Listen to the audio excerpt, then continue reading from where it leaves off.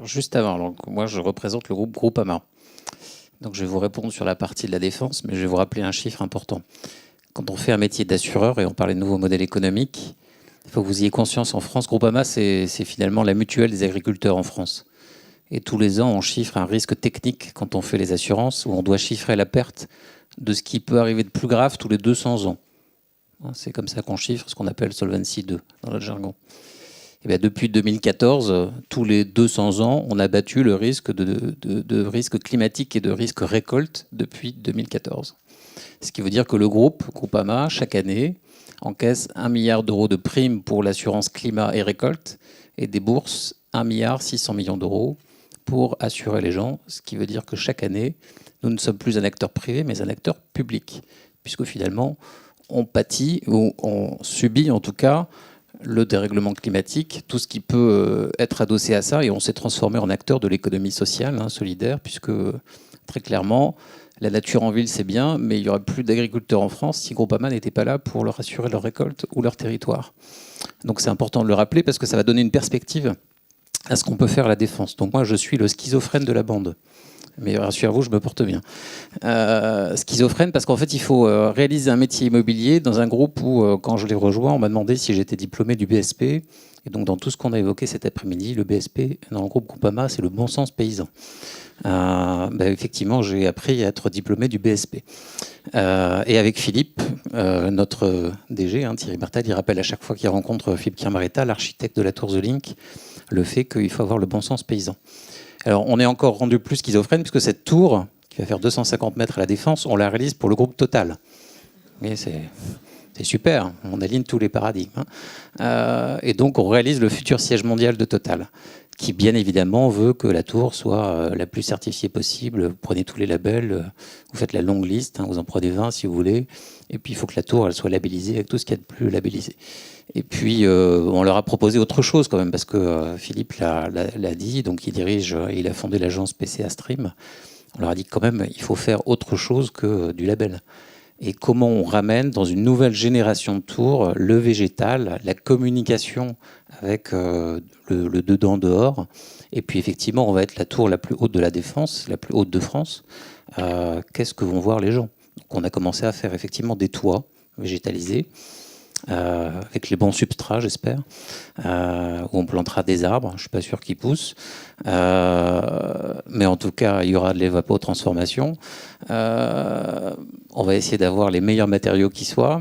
Le fait qu'effectivement, on a rapporté plus de 10 000 m² de surface dans ce qu'on va construire sur 125 000 m² de surface du bureau. Donc, vous voyez, c'est quasiment 10% des surfaces qui vont être végétalisées.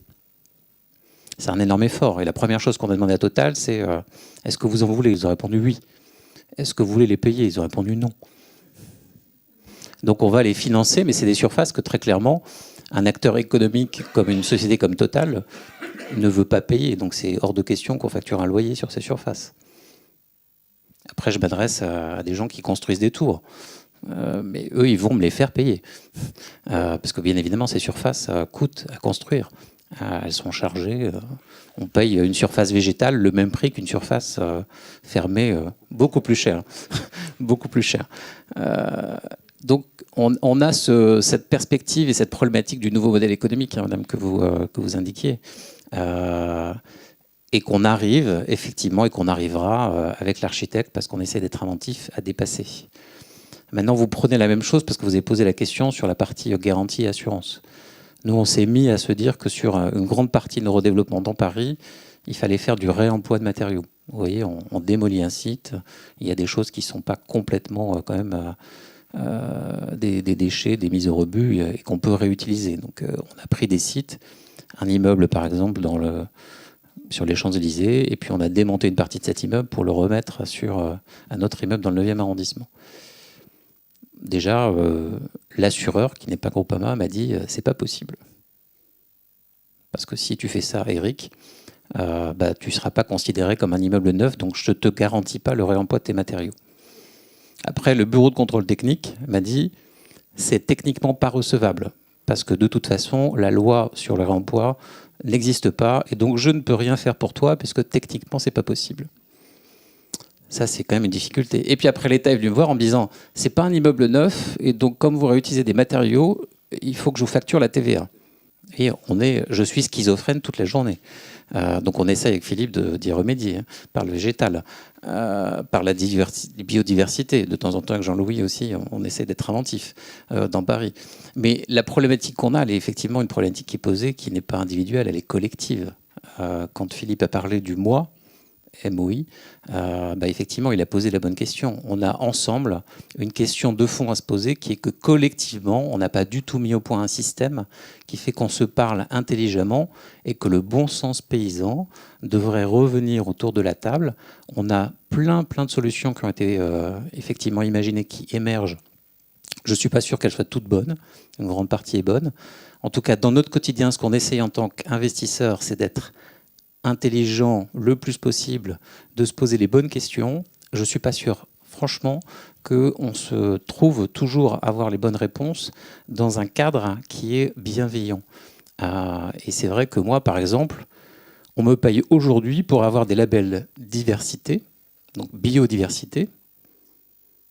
Pour avoir des labels biodiversité, il faut que j'aille expliquer aux agriculteurs en France que je vais transformer leur terrain agricole en forêt. Si je transforme un terrain agricole en forêt, je gagne 20 points. Si je transforme une forêt en forêt, je gagne 1 point. Faut leur expliquer ça.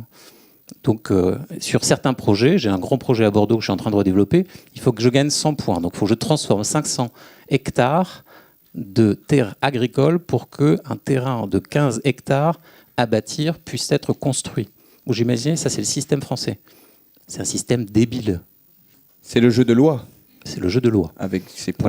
Voilà. Et donc, tous ensemble, ce que je vous invite à faire, c'est que, effectivement, on ne mette pas un gilet jaune, parce que j'en ai pas, mais qu'on se réveille, et que dans ce réveil, on décide tous ensemble demain de poser le questionnement d'une nouvelle économie, d'un nouveau modèle social, et qu'on décide d'être intelligent.